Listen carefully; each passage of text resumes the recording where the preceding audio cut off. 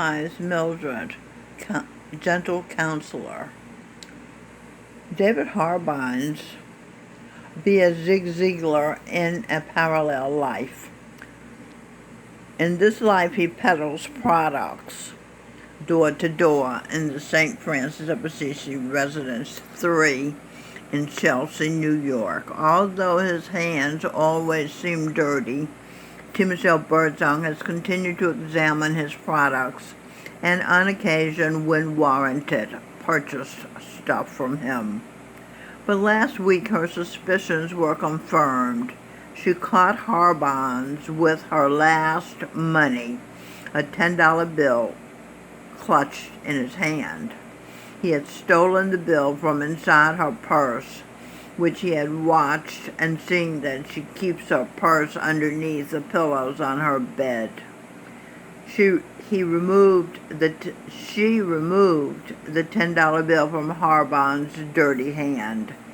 Afterwards, when he came around selling more products as though he was a decent salesman, she treated him that way.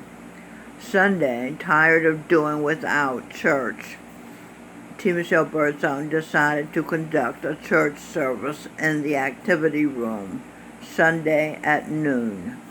When she got to the room, the first person she saw was David Harbines. He was sitting in a chair facing the door with his hand cupping his chin, sharing the burden of keeping his face up. "We're having church service, David." "No, I want to go outside," said David. "Carlos won't let us leave the building."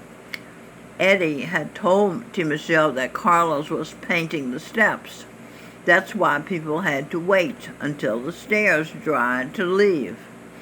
"By the time church ends, the stairs will be dry." "No," said Harbines, "I want to go outside." I remembered I brought corn muffins for church service. That might cheer him up. I offered David a mini corn muffin. He took one and ate it. Afterwards, he said, that was good." I said, "You want another one?" He said, "Yes," by taking another muffin and eating it. Afterwards, I said, "Do you want another one?" He took it, then ate it. I began church services. David got up and walked out the side door into the door of the television room. Later that night, I was writing, laying on my bed. David knocked on the door. He wanted to know if I wanted to buy some pretzels. His grimy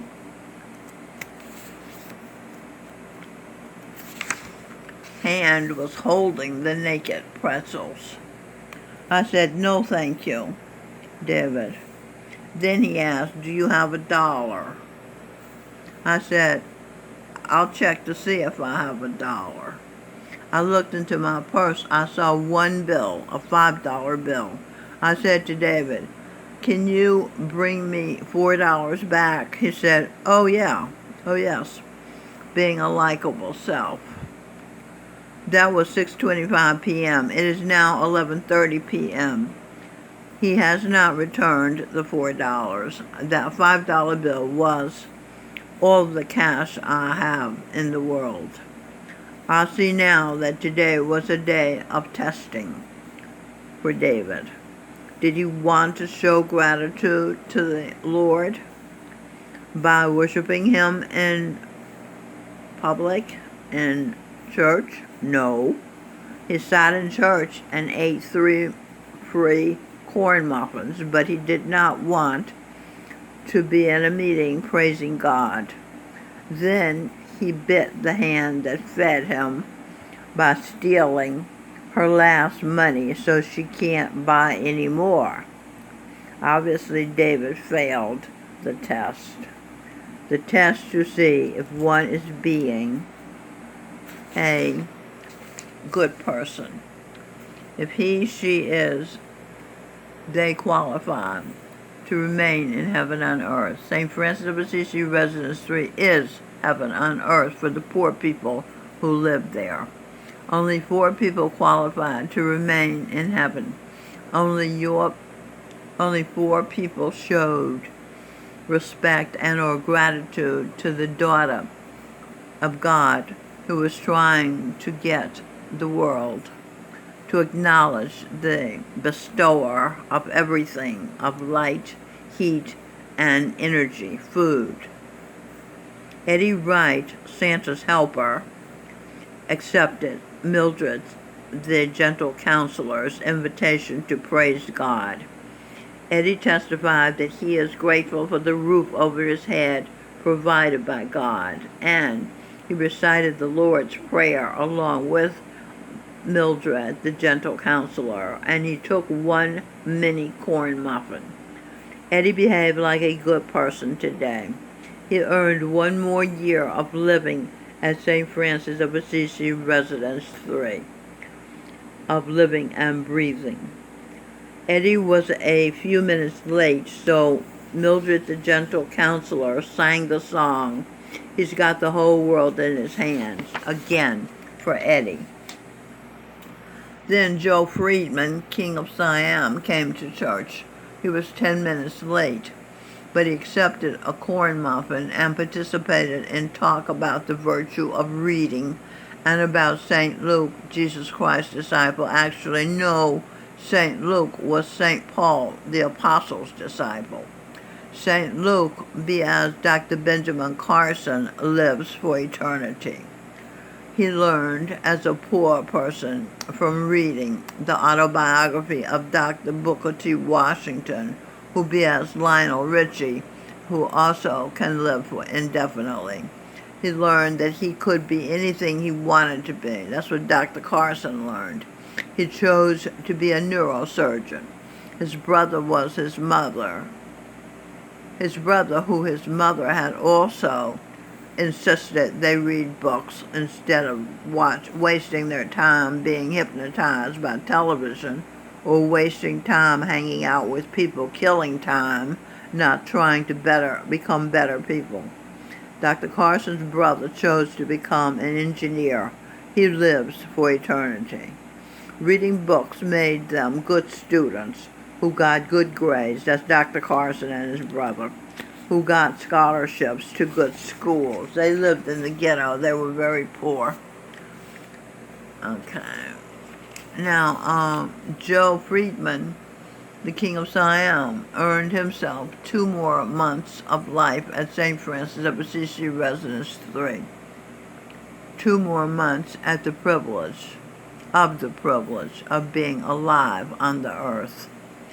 Orlando, who had no interest in accepting a muffin or participating in showing the Lord gratitude for the blessing of light, sight, heat, of each, nevertheless sat there in church. He did not walk out as David did. And after church, Orlando removed his mask so Mildred, the gentle counselor, could understand his words. He told her she looked very pretty. To Michelle, Mildred, the gentle counselor, had made a point to wear her best dress. She felt gratified when Orlando acknowledged her effort by complimenting her appearance. He earned 6 more months of life for showing appreciation of God's daughter's efforts. Raphael got another week of life for accepting a corn muffin, as did Indira. Bill, Leader, St. Philip, Alex, Gretel, Little Black Sambo, and Ronald McDonald, and Rocky, who was Bullwinkle, the cartoon, lost credit for life for refusing to accept love, food, from God's daughter. They may drop dead any time.